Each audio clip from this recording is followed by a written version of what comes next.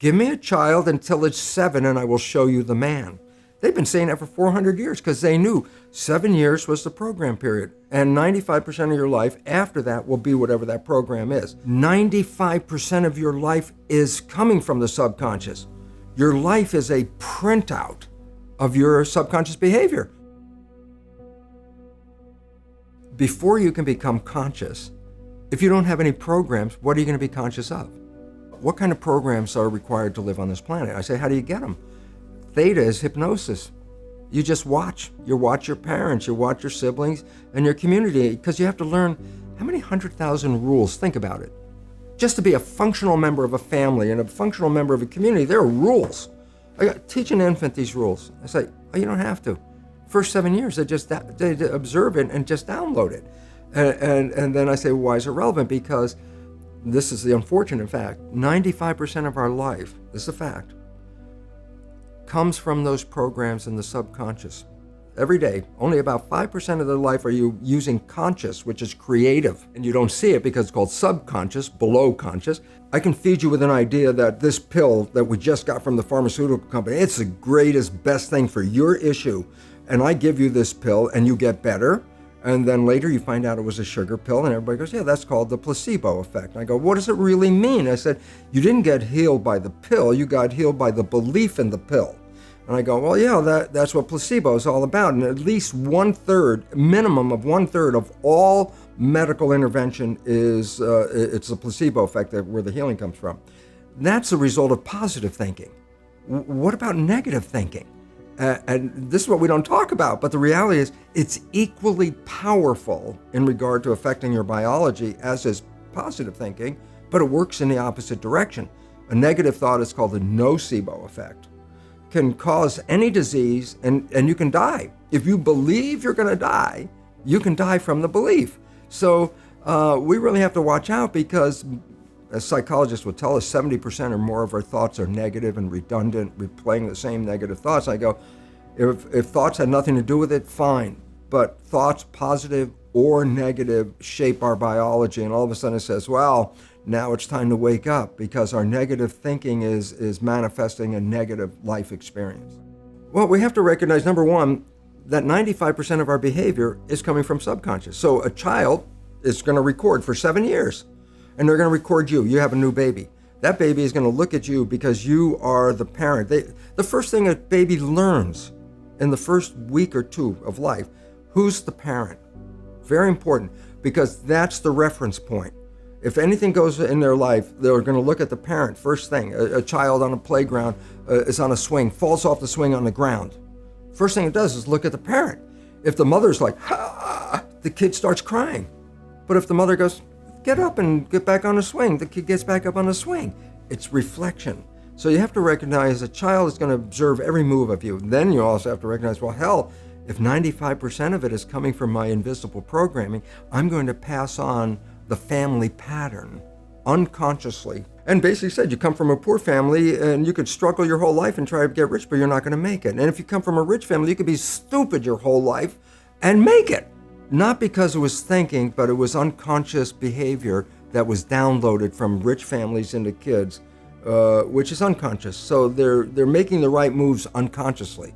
If they engage their conscious mind, then they look stupid, but it's unconscious. And that's the same thing with poor people. Poor people have beliefs from the family. Oh, you can't make it. Life's a struggle. Things are hard. Who do you think you are? And if that's the program you get, then 95% of the day you will sabotage yourself. And that's why poor people stay poor and rich people stay rich, because the programming. When you're thinking, that's a conscious mind function. The answer's not out here, it's inside. So the moment you're thinking, you let go of driving the vehicle because you went inside. I go, well, it doesn't mean whatever you're doing, you stop walking or driving the car or doing a job. Those are programs in the subconscious because you've repeated them over and over again. So the subconscious is autopilot. When the conscious is busy, autopilot drives the vehicle. Point is, when conscious is busy, it's not observing what's going on. So let's say we're having this conversation in a car, and I've been driving for 10 minutes, and we've had this great conversation, and all of a sudden I look out the window, I go, I haven't paid attention to the road while we have the conversation.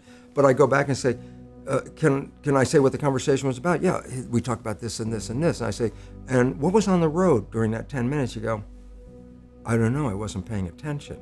So I said, how was your driving? And I go, it was whatever way you learned how to drive. If you had a bad driving instructor, then you were driving 10 minutes with lousy driving. The things you like that come into your life come in because you have a program that supports them. But anything you struggle with, work hard at, put a lot of effort into making it happen, why you're working so hard, inevitably you have a program that doesn't support that conclusion and you're trying to override the program. So you don't need to do a lot of shrink and psychology stuff. You just look at your life and say, where am I struggling? Because wherever you're struggling, inevitably it's a program in your subconscious that does not support that destination you've been looking for. The conscious mind is creative and can learn in any number of ways. Read a self-help book, go to a lecture, listen to this program, and conscious mind's going to get some awareness. And I go, yeah, but subconscious mind doesn't learn that way. Subconscious mind learns in two fundamental ways naturally. Hypnosis, which is the first 7 years. And after age 7, how do you put new programs in? Repetition, practice. You want to drive a car, you didn't learn how by just getting in the seat and put the key in. You had to practice driving the car. You want to learn the alphabet. How many times did you go from A to Z? Try to go to A to Z before you can complete it. And once you completed it, you didn't have to go back and do it again. So 2 phases. You want to train the subconscious mind, hypnosis, repetition. I like the last one because there's a new phrase that's bandied about called fake it till you make it. Meaning, if you're not a happy person, I say, you want to be a happy person? Then repeat all the time, I'm happy, I'm happy. I say, well, you don't look happy or anything. I say, no, who am I talking to? By repetition, I'm talking to subconscious. Okay. If subconscious gets, I am happy, and 95% of your life comes from that subconscious, there will be a point once the subconscious got, I am happy, you don't have to say it again. Repetition is a habit. It's making habit. So you got to do something religiously in a sense of repeating it to make it work. The subconscious mind being habitual, not creative, habit, only learns in 2 fundamental ways. I said the hypnosis, which every night when you go to bed, just when you're just falling off into sleep, consciousness is disconnecting. The next period of your brain operation while your consciousness is disconnected is theta, which is the same brain function as in the first 7 years.